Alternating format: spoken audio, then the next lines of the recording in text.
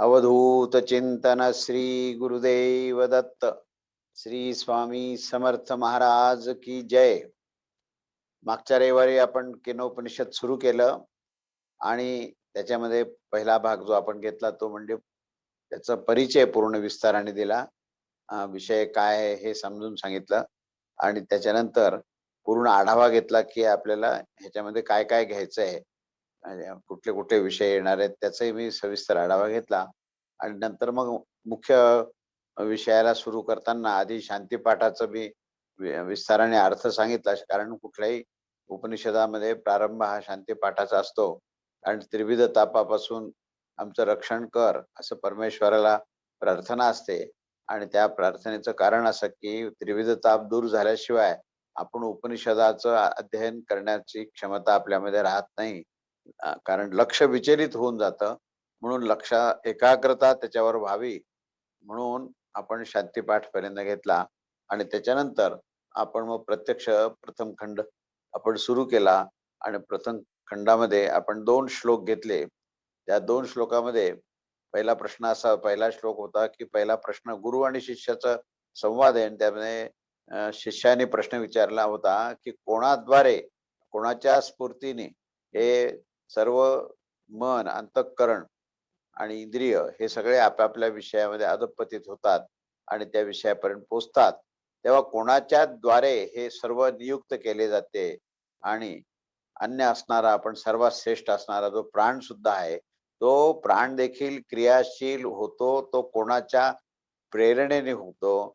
वाणीने लोक बोलत असतात आणि नेत्राने ते पाहत असतात, कर्णेंद्रियाने ऐकत असतात. तर हे सर्व इंद्रिय, हे मन, बुद्धी आणि प्राण हे नियुक्त कोण करतात आणि यांना क्रियाशील कोण करतात, त्यांच्या त्यांच्या विषयामध्ये हे कोण करतात, हे आपण पहिल्या श्लोकात पाहिलं.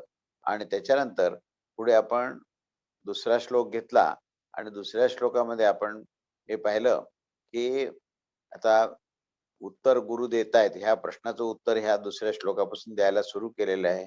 आणि त्या उत्तरामध्ये हे गुरु म्हणतात की ह्या ठिकाणी मनाचं मन जे आहे ते त्याचं कारण आहे. वाक म्हणजे इंद्रियाचं इंद्रिय आहे, वाक इंद्रियाचं वाक आहे, श्रोतेंद्रियाचं श्रोत्र आहे, चक्षु इंद्रियाचं चक्षु आहे. तोच ह्या सर्वाचा प्रेरक आहे आणि तो परमात्माच आहे. म्हणून ह्या ठिकाणी त्यांनी संकेतानेच उत्तर दिलेलं आहे. पूर्णपणे स्पष्ट उत्तर न देता संकेताने दिलेले आहे.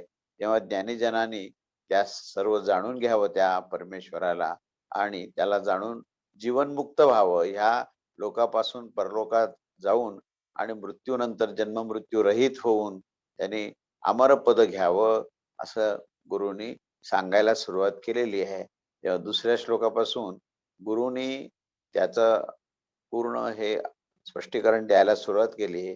तेव्हा ते जे मंत्र जे पुढच्या आधीचे 2 मंत्र जे होते ते पहिला प्रश्न होता आणि दुसरा जो आहे तो गुरुनी दिलेला मंत्र होता.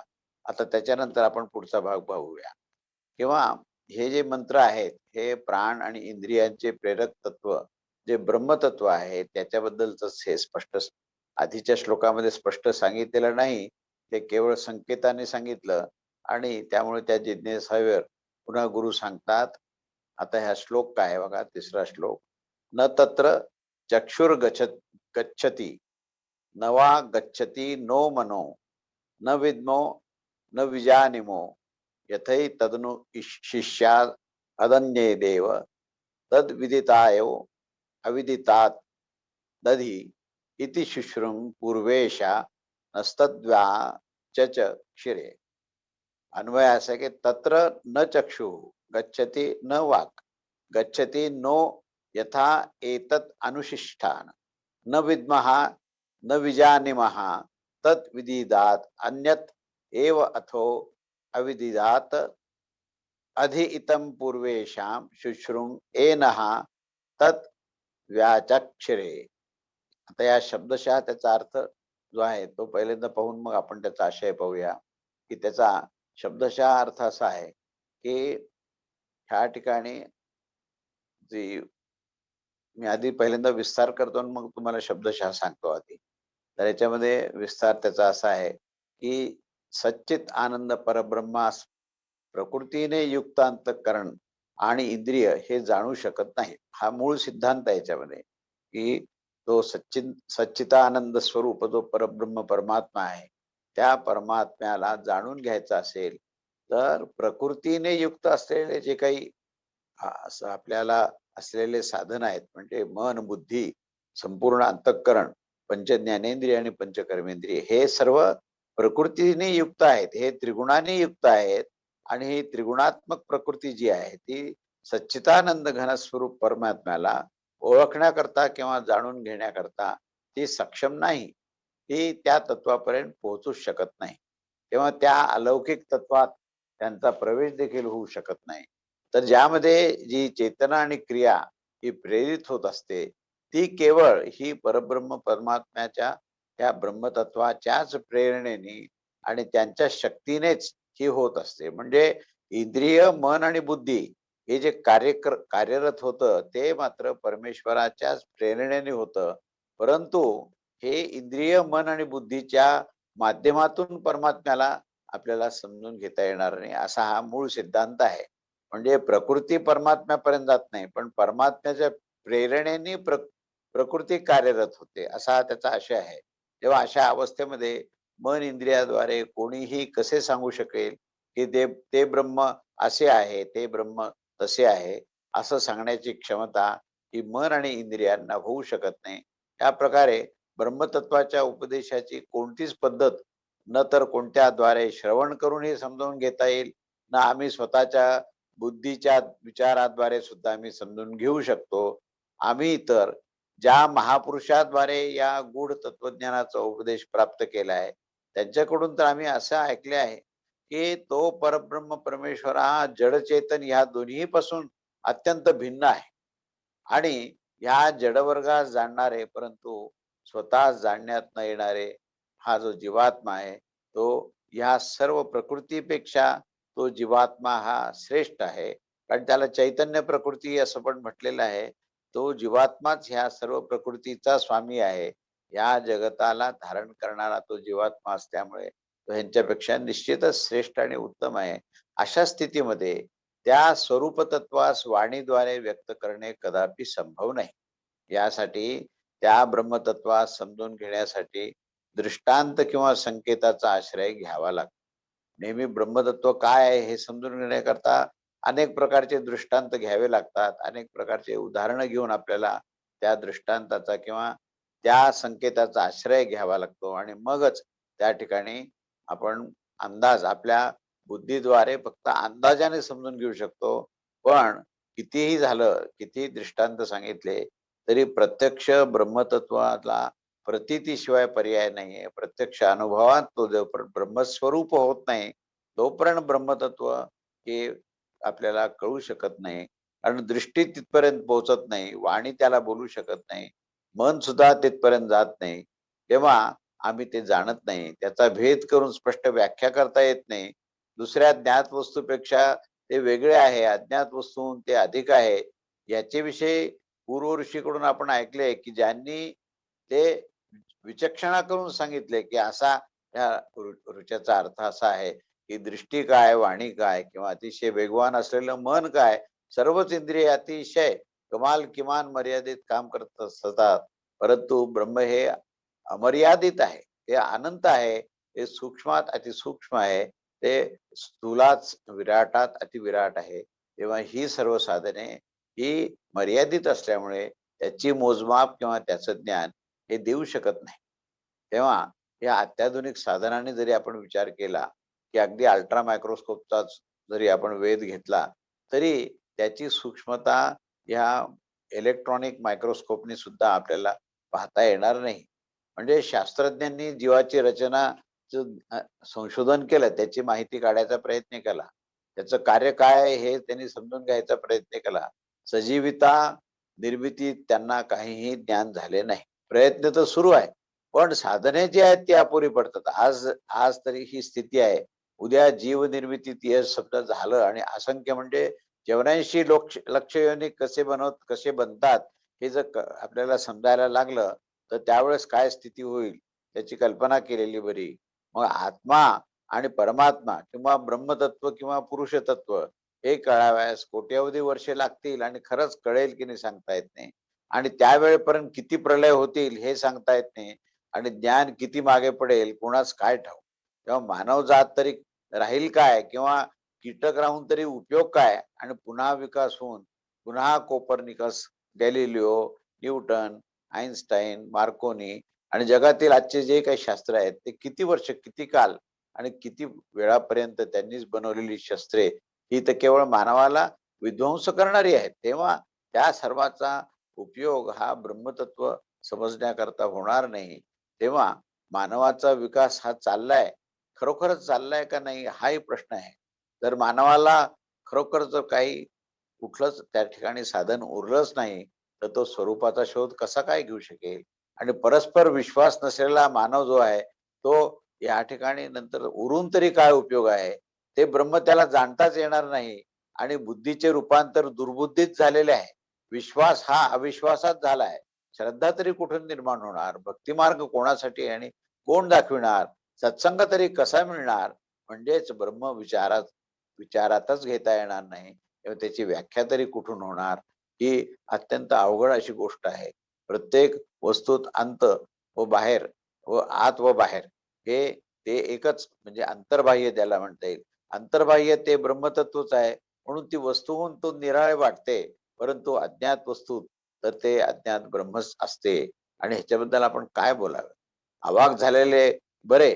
मात्र पूर्वी ऋषीचे अनुभव यांनी स्पष्टीकरण देऊन सांगितले की ब्रह्माचे अस्तित्व ऐकलेले आहे. येथे श्रद्धेचा उदय होतो आणि व्याख्येशिवाय वर्णनाशिवाय ते आपण मान्य करतोच. पण ते आप्तवाक्य आहे, ते महावाक्य आहे म्हणून आपण विवादाला जागा ठेवत नाहीत. तर अशी ही कल्पना आहे. परंतु आपल्याला जे जे म्हणून काही साधन प्राप्त झालेले आहेत, त्या सर्व साधनाचा संपूर्ण एकत्र जरी त्याचा विनियोग केला तरीही ब्रह्मतत्व या प्रकृतीच्या साधनेतून होऊ शकत नाही, असं या ठिकाणी प्रकर्षाने सांगितलं आहे. त्याच्या पुढे आता 4थ्या श्लोकामध्ये असं संबंध असा आहे की त्या ब्रह्मतत्वास प्रश्नाच्या अनुसार पुन्हा 5 मंत्राद्वारे आता पुढे जो काही प्रश्न विचारला होता त्यांनी की बा हे मन, बुद्धी, चित्त हे कोणाच्या प्रेरणेने सुरू होतं. म्हणजे त्यांनी ब्रह्मतत्वा संदर्भातच प्रश्न विचारला होता. तेव्हा या ब्रह्मतत्वाच्या संदर्भात आता पुढच्या या 5 मंत्रामध्ये काय सांगतात ते आपण बघूया. श्लोक क्रमांक 4. यद वाचान अभ्युदितम येन वाग अभ्युद्यते तदेव ब्रह्मत्वं विद्धि नेद यदतु उपासते. यत अन्वय असा आहे यत वाचा अनभ्युदितम अपितु येन वाक् येन वाक् अभ्युद्यते तत् एव त्वं ब्रह्म विद्धि इदम यत उपासते इदम. आता याचा शब्दशः अर्थ असा आहे की जो वाणीद्वारे दाखविल्या अथवा सांगितल्या जात नाही, परंतु ज्याच्या कारणाने वाणी बोलल्या जाते, अर्थात ज्याच्या शक्तीने वक्ता बोलण्यास सामर्थ्य प्राप्त करत असतो, ती शक्ती जी आहे ती शक्ती म्हणजेच ते ब्रह्मतत्व आहे असे म्हणतात. वाणीद्वारे दाखविण्यात येणाऱ्या ज्या तत्वाची लोक उपासना करतात ते मात्र ब्रह्म नाहीये. आता याच्यामध्ये 2 गोष्टी सांगितल्यात या श्लोकामध्ये. ही जी वाणी किंवा जे इंद्रिय आहेत, तर ज्या वाणीच्या माध्यमातून आपण बोलतो आणि हे बोलण्याचं सामर्थ्य ज्या तत्वामुळे मिळतं त्याला त्याने ब्रह्मतत्व म्हणून सांगितलं. आता ही म्हणजे सरळ व्याख्या करण्याची ऐवजी इनडायरेक्टली केलेली आहे की आपण कोणत्या शक्तीने बोलतो तर ब्रह्मतत्वाने, आपण कोणत्या शक्तीने चालतो तर ब्रह्मतत्वाने. म्हणजे सर्व इंद्रिय आणि मन, बुद्धी आणि प्राण सुद्धा कोणाच्या शक्तीने चालतो तर ते ब्रह्मतत्वाने सांगतो. अ, हे आपण ब्रह्मतत्वाची व्याख्या स्पष्ट करण्याच्या ऐवजी संकेताने सांगितली आहे. आणि त्याची दुसरी बाजू अशी सांगितली आहे की मात्र वाणीद्वारे जे दाखवण्यात येतं, ज्या तत्वाची उपासना करायला सांगतात. आता आपण प्रवचन आम्ही करतो आणि तुम्हाला सांगतो की परमेश्वराचं नाम घ्या. कसा आहे परमेश्वर? तर बा अमुक अमुक ही पांडुरंगाची मूर्ती आहे ना, हाच प्रत्यक्ष चैतन्य आहे. म्हणजे आपल्या डोळ्याने दिसणार, आपल्या कानाने ज्या प्रवचनाचं आपण श्रवण करतो, त्या श्रवणाच्या माध्यमातून किंवा आपल्या इंद्रियाच्या माध्यमातून ज्या ज्या गोष्टी आपल्याला दाखवल्या जातात आणि त्याची उपासना करा असं म्हणतात. म्हणजे साधारणपणे उपासनेचं आपलं लक्ष काय असतं, की प्रभू दत्तात्रय आहेत, भगवान विष्णू आहेत, शिवशंकर आहेत. तर यांना आपण आकृतीमध्ये आणि प्रकृतीमध्ये पाहत असतो आणि प्रकृतीच्या साधनेनेच पाहत असतो आणि त्यांना समोर ती मूर्ती ठेवून आपण उपासना करतो. तर इथे सांगितलंय, की ते जे दृश्य आहे ना, ते ब्रह्म नाही. म्हणजे तुम्हाला जर असं वाटत असेल, की ते दिसणारं दृश्य जे आहे, जे आपण नेत्राद्वारे पाहतो किंवा श्रवणाद्वारे त्याचं जे वर्णन ऐकलेलं आहे, तर ते जे काही वर्णन वाणीद्वारे केलेलं आहे, ते वर्णन हे ब्रह्म नव्हे. स्पष्ट सांगितले त्यांनी. ते ब्रह्म नाहीये. जे प्रकृतीच्या माध्यमातून, प्रकृतीच्या विनियोगाने पाहिलं जातं आणि प्रकृतीच्या माध्यमातून दाखवलं जातं, ऐकवलं जातं, तर ते जे आहे ते मात्र ब्रह्म नाही. आता हे फार महत्वाचं हे विधान आहे आणि त्यामुळे ह्या विधानाला आपण ह्याच्यावर चिंतन करणं आवश्यक आहे. आपली उपासना आपण जी करतो सर्वसाधारणपणे, तर त्या उपासनेमध्ये आपण प्रकृतीच्याच माध्यमातून प्रयत्न करतो आणि प्रकृतीलाच पाहत असतो.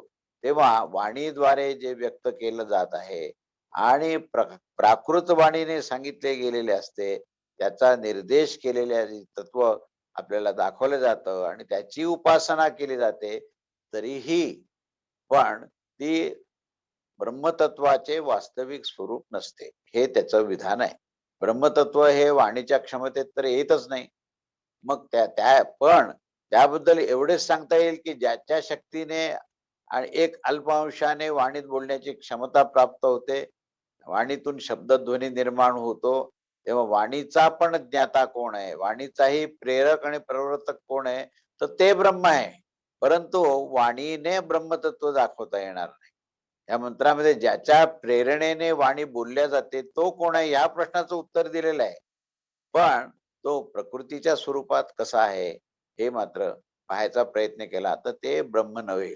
तेव्हा वाचेचा व्यक्तपणा ब्रह्मामुळे होतो, पण वाचेने ब्रह्मतत्व प्राप्त होत नाही. जे वाणीने व्यक्त करता येत नाही, पण ज्याच्यामुळे वाचा व्यक्त होते, तेच ते ब्रह्मतत्व आहे, असे तो समज.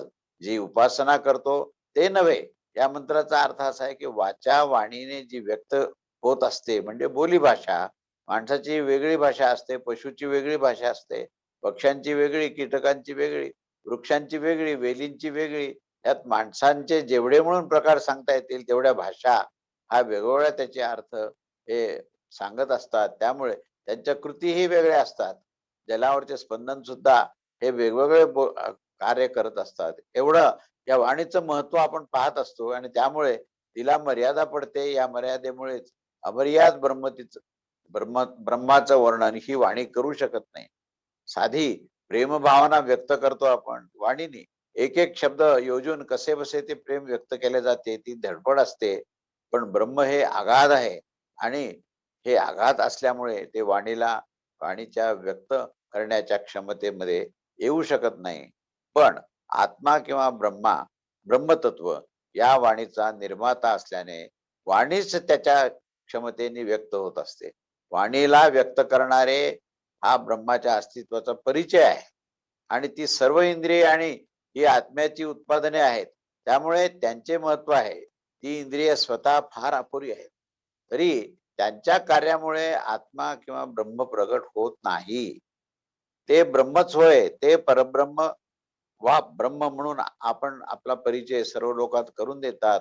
पण त्यांनी ब्रह्माचा साधा विचार सुद्धा केलेला नसतो. कारण त्यांना ते शक्यच नसते. वासनेने त्यांची अंतःकरणे ही बरबरलेली असतात. शुद्धता, शुचिता तेथे औषधालाही मिळत नाही. मग तेथे ब्रह्मरूप कुठले? फार थोडे ब्रह्मरूप होण्यास योग्य असतात.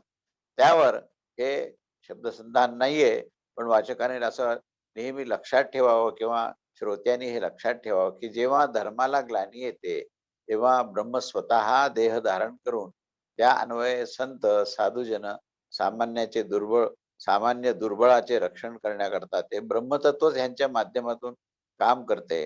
म्हणून भगवद्गीतेमध्ये परित्राणाम साधूनां विनाशाय च दुष्कृतम धर्मसंस्थापनार्थाय संभवामी युगे युगे.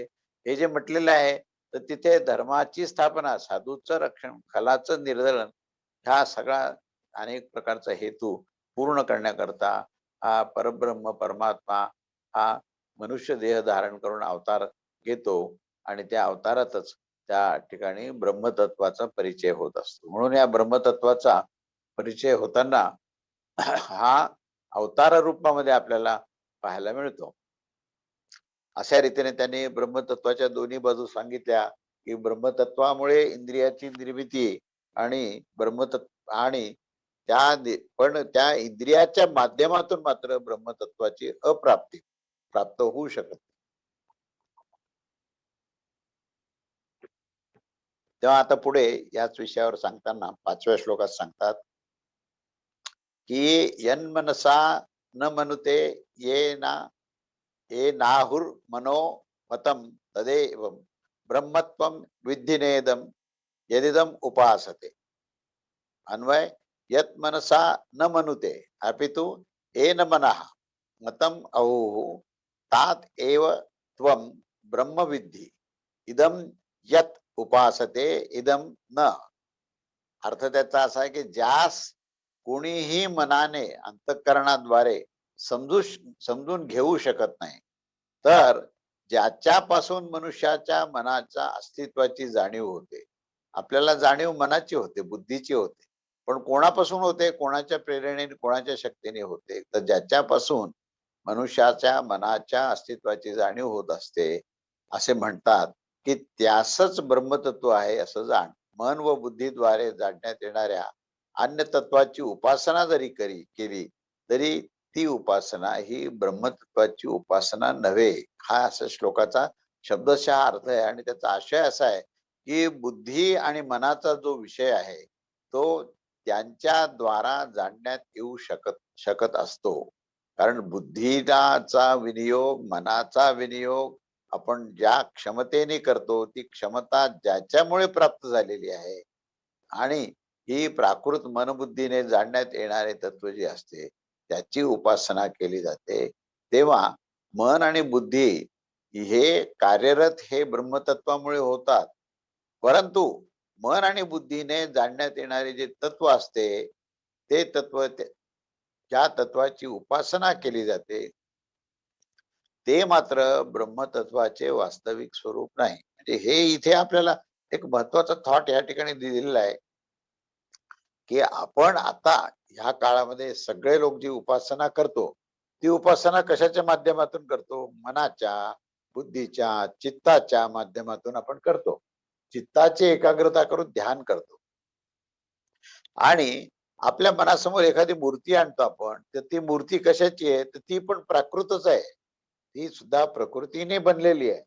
त्यामुळे एखाद्या मूर्तीवर ध्यान करणे किंवा एखाद्या मूर्तीच्या नामस्मरण करणे ही जी उपासना आहे, ही उपासना सर्वसाधारणपणे माणसं करतात. परंतु परब्रह्म परमेश्वराचं तत्व जे आहे हे ह्याच्यामध्ये मिळू शकत नाही. ही उपासना ही ब्रह्मतत्वाची उपासनाच नाही असं म्हटलेलं आहे. तेव्हा परब्रह्म परमेश्वर हा मन आणि बुद्धीच्या क्षमतेमध्ये कधीही येऊ शकत नाही. त्या ब्रह्मतत्वाबद्दल केवळ एवढंच म्हणू शकतो की जो मनबुद्धीचा ज्ञाता आहे, तसे त्या मनबुद्धीमध्ये मनन व निश्चय करण्याची जी क्षमता, जो ह्यांची शक्ती देणारा आणि मनन आणि निश्चय करण्यास नियुक्त करणारा ज्याची शक्ती असते ती शक्ती आणि त्या बुद्धीमध्ये जे निश्चय करण्याचं सामर्थ्य आहे, मनामध्ये मनन करण्याचं जे सामर्थ्य आहे, हे ज्याच्यामुळे मिळते त्याला मात्र ब्रह्म म्हटलेलं आहे. म्हणजे ब्रह्मतत्वाची ही सांकेतिक अशी व्याख्या केलेली आहे. परंतु तुम्ही उपासना करताना ज्याची उपासना करता ते मात्र ब्रह्मतत्व नाही असे या सर्व श्लोकात सांगितले आहे. त्यामुळे ज्याच्या शक्ती व प्रेरणा प्राप्त करून मन व ज्ञेय पदार्थात जाणत असतो, तर ते कोण आहे?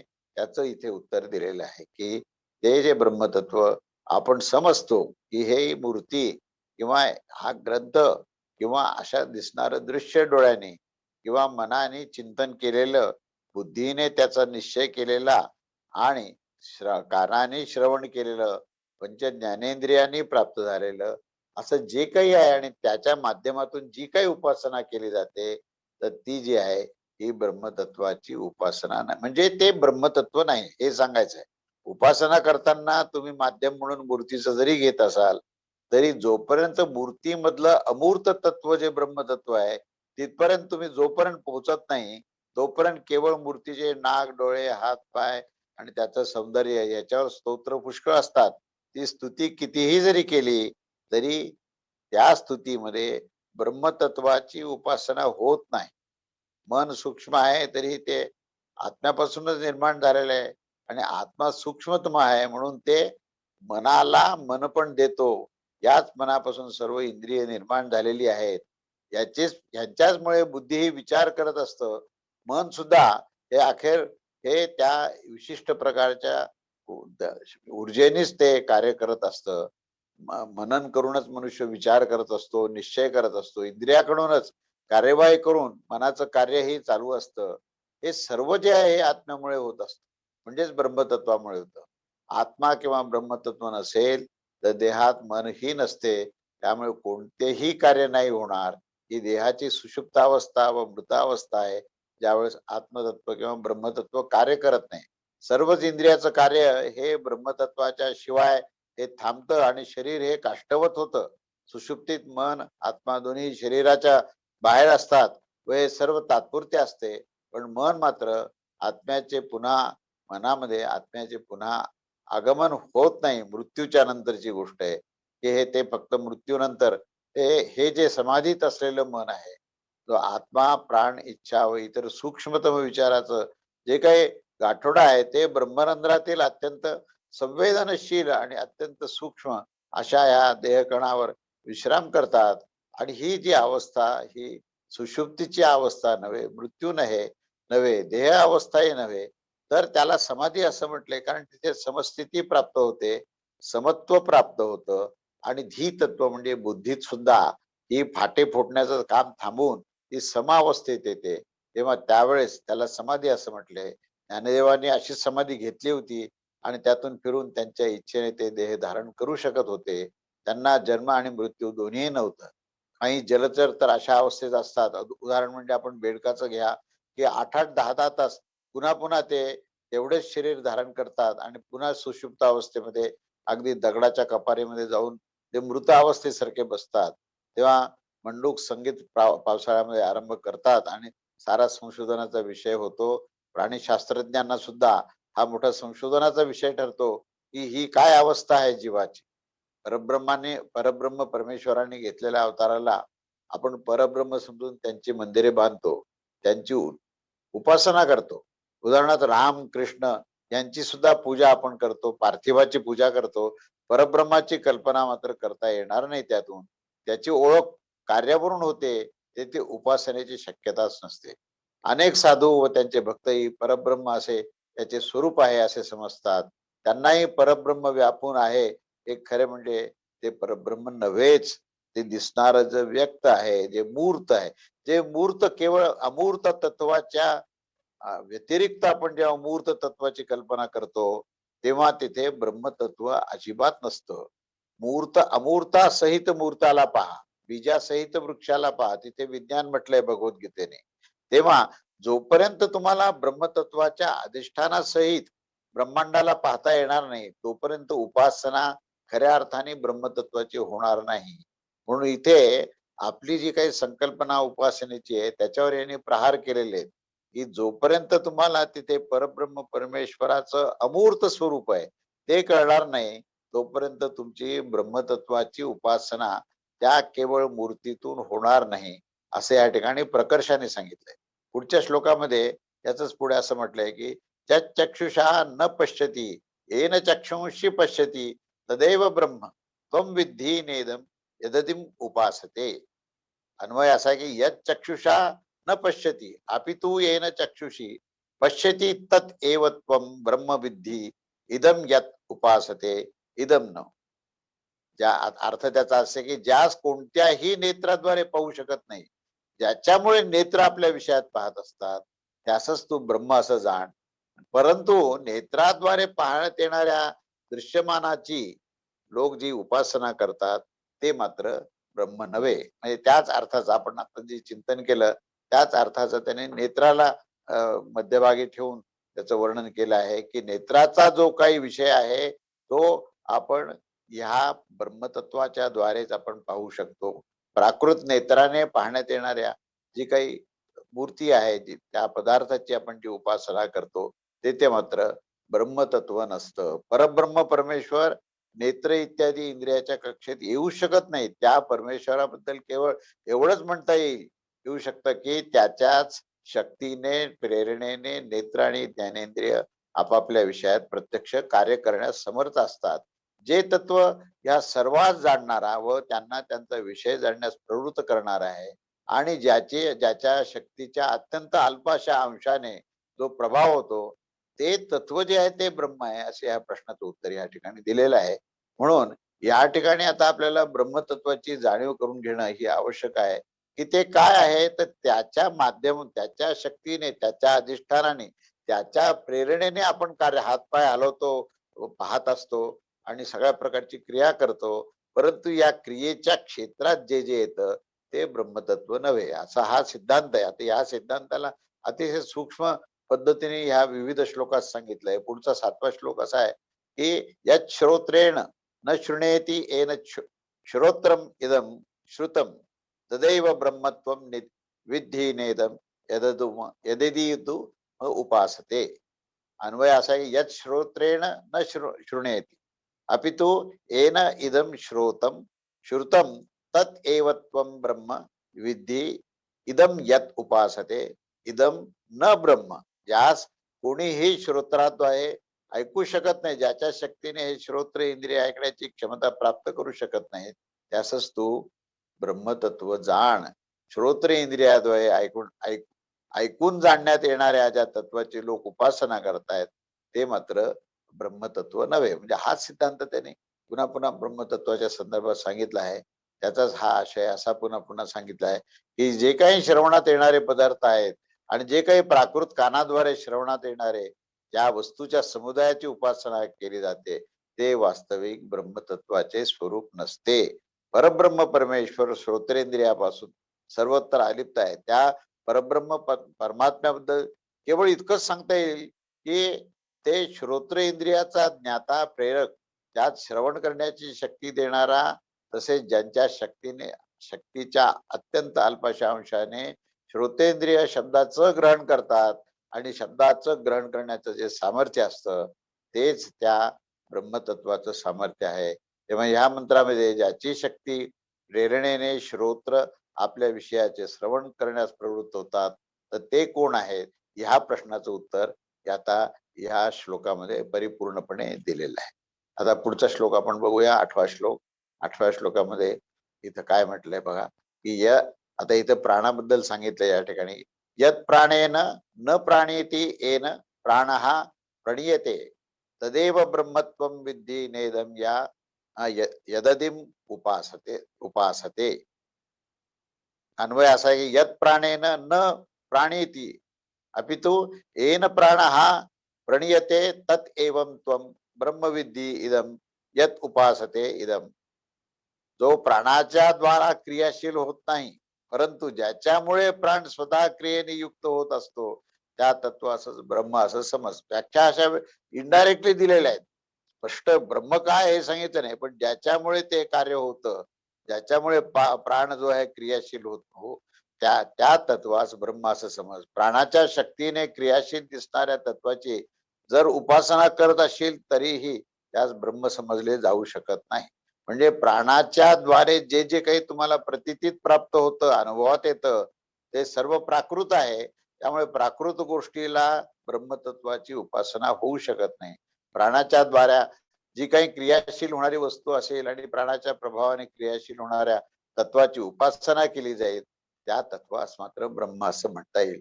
कारण परब्रह्म परमेश्वराच्या प्राप्तीसाठी अशी प्राकृत उपासना उपयुक्त होऊ शकत नाही.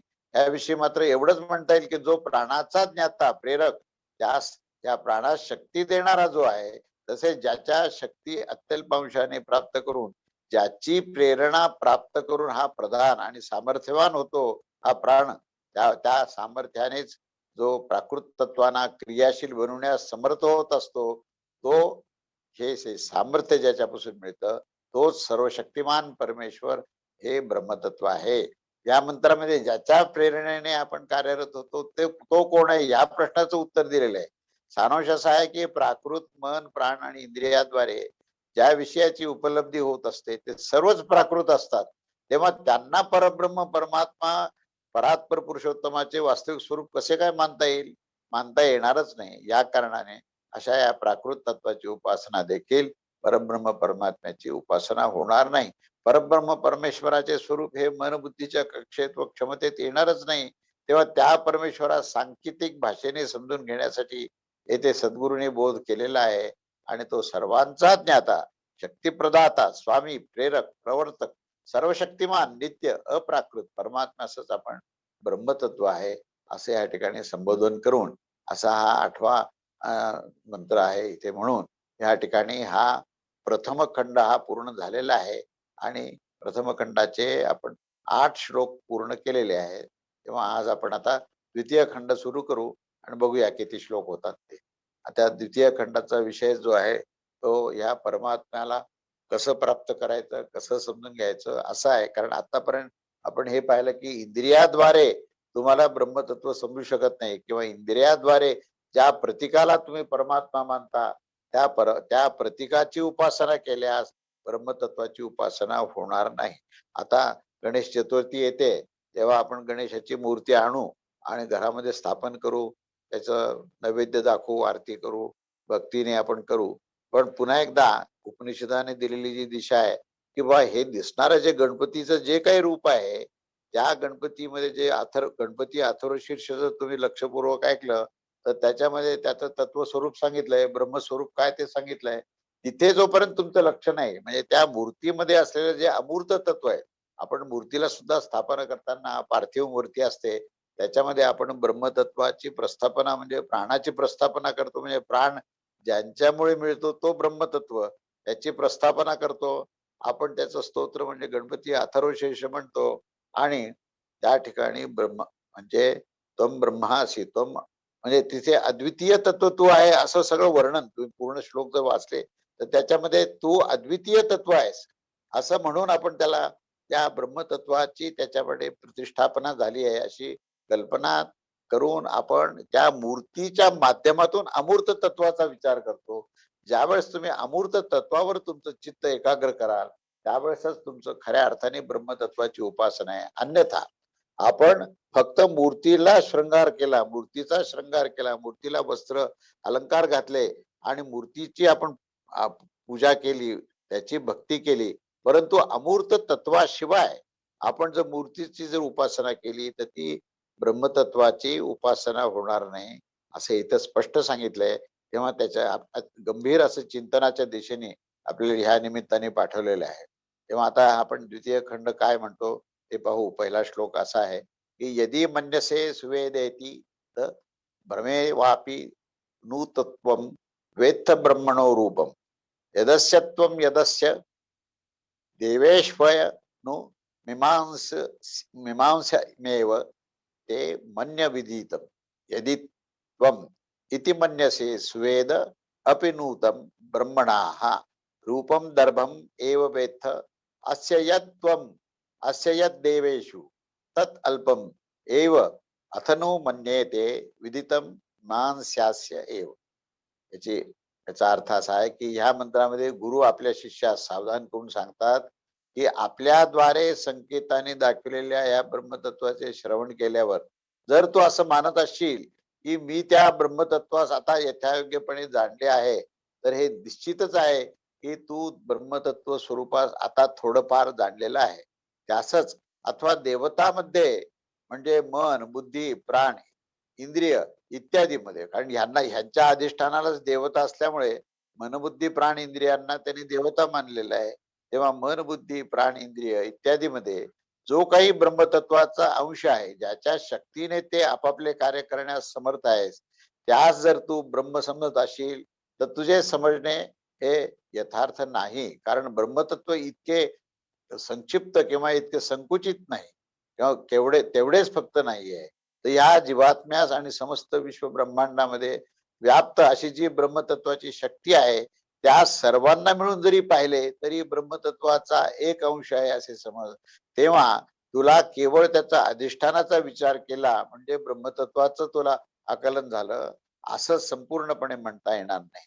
तेव्हा तुला समजण्यात आलेले हे ब्रह्मतत्व तुझ्यासाठी पुन्हा चिंतन करण्यासारखे आहे असे मी मानतो.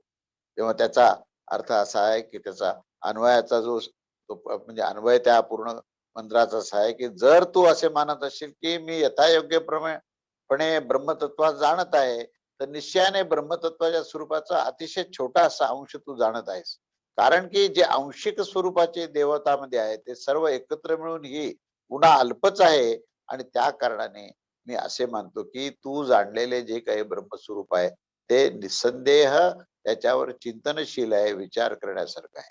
कारण काय, मी ब्रह्म चांगले जाणले आणि मननशील त्या ब्रह्माचे स्वरूप मी फार थोडे जाणतोय. कारण याचा कुठला भाग तू आहेस, कुठल्या भागातून देव आहे, त्याची मीमांसाच तुला सांगेल असे मी मानतो. असा या मंत्राचा मुख्य रोख आहे. तेव्हा मला ब्रह्म कळाले असे मानणे म्हणजे त्या ब्रह्माचा एक अंश तरी कळाला असेल किंवा नाही हेही सांगता येणार नाही. या अंशज्ञानाचा एवढा अहंकार असतो. पण असे म्हणणारे व अहंकार बाळगणारे कितीतरी आढळतात. उपनिषदकाराने एका छोट्या ज्ञानाचा एक छोटा अहंकारवाचक विद्यार्थी यांच्यासमोर स्पष्ट मांडला आहे की अशा माणसाला ब्रह्म कळालेच नाही. न्यूटन हे शास्त्रज्ञ म्हणतात, माझे ज्ञान हे शास्त्रज्ञ काय म्हणतात की माझे ज्ञान हे वाळूच्या कणा एवढे छोटे आहे, अजूनही केवढाले ज्ञान अजून बाकी आहे. ही त्याची नम्रता आहे. आईन्स्टाईन हे शास्त्रज्ञ म्हणतात की समुद्रातील ओंजळ भर पाणी एवढेच ज्ञान मज्जळ आहे. सारा समुद्र हा ज्ञानाचाच आहे. ते ज्ञान केव्हा होईल? भलभराने झाड लावते तेही नम्रच होते. पण माणूस थोड्याशा ज्ञानावर ब्रह्म पदवी घ्यावयास कमी करत नाही. तेव्हा हे ब्रह्मतत्वाची जाण नसून हा केवळ अहंकार आहे. शास्त्रज्ञांना सुद्धा अहंकार होतो. जसे अहंकारलेले संत महंत सुद्धा आढळतात, तसे शास्त्रज्ञ देखील आढळतात. पेशीचे कार्य हे ज्याच्या विभाजनाच्या आधारलेले जे प्रजनन पाहता जीवाचे कोडे सुटल्यासारखे वाटते, हे अंश मात्र ज्ञान आहे. त्याचं केंद्र कळाले किंवा न्यूक्लियस कळाला तेव्हा असं वाटतं की डीएनए यांचे संशोधनानंतर जीव निर्मिती कशी करता येईल असे वाटून आपल्याला तर ब्रह्मच सापडले आहे अशा प्रकारचा गैरसमज होतो. पण कमल वाचता आले म्हणून वेद समजले असे म्हणणे ही कमाल अहंकारा करिताच आहे. जीव निर्मिती साधली तरी 84 लक्ष योनी हे जीव साधायचे आहेत. पंचमहाभूते त्रिगुण यांचा रचना जमवायचे आहेत. या विश्वाचा आधार ते ग्रह, तारे, सूर्यमालिका यांचे वेग, प्रकाश, आकाशगंगा अशा अनेक सूर्यमालिकेचे ब्रह्मांड, अशी अनंत ब्रह्मांडे आतापर्यंतची शास्त्रज्ञांनी केलेली ही भौतिक प्रगती हे आपल्याला फार प्रचंड जरी वाटत असली तरी लहान मुलाने मुठभर माती गोळा करून एक गणपती करण्यासारखे आहे. त्याला सोंड कुठे रे बाळ, त्याची उत्तर काय आहे हे सांग. सारा कल्पनेचाच प्रसार आहे. ढगांचे आकार आपण पाहतो की नाही, किंवा सारखे ते बदलत असतात. तरी सुद्धा मातृभावनेने शास्त्रज्ञांनी केलेली प्रयत्नाचे कौतुक करायला हरकत नाही. हे तर करतच असता. धोके एवढे प्रचंड आहेत, हे संबंध मानवजात त्यामुळे नष्ट व्हावी अशी ही स्थिती निर्माण झालेली आहे. तेव्हा ब्रह्मतत्व हे संपूर्ण सर्वव्याप्त आहे, विशाल आहे, अनंत आहे. तेव्हा त्याचा एक छोटासा भाग मिळाला तर आपल्याला ब्रह्मतत्व समजलं अशा प्रकारची भावना ही या विद्वानांनी करू नये असा त्याचा अर्थ आहे. तर तो आपल्याला जर कळाला तर अहंकाराची निर्मिती सुद्धा कुठून होते हे आपल्याला कळेल. तेव्हा असा हा खंड पहिल्यातला आपण पहिला श्लोक पाहिला. आणि हे गुरु शिष्यांमध्ये जे काय आता आणि शिष्यांचं आकलन काय झालेलं आहे या संदर्भामध्ये शिष्यातही परस्परांमध्ये चर्चा चालू आहे. आणि गुरुदेव सुद्धा त्यांना सांगतात की तुला अल्प कळालेलं आहे, अजून पुष्कळ कळायचं आहे. असाच ह्या विषय हा दुसऱ्या खंडातल्या या पुढच्या ह्या मंत्रामध्ये घेतलेला आहे. तो पुढचा भाग जो आहे तो आपण पुढच्या रविवारी बघूया. अवधूत चिंतन. श्री गुरुदेव दत्त. श्री स्वामी समर्थ महाराज की जय.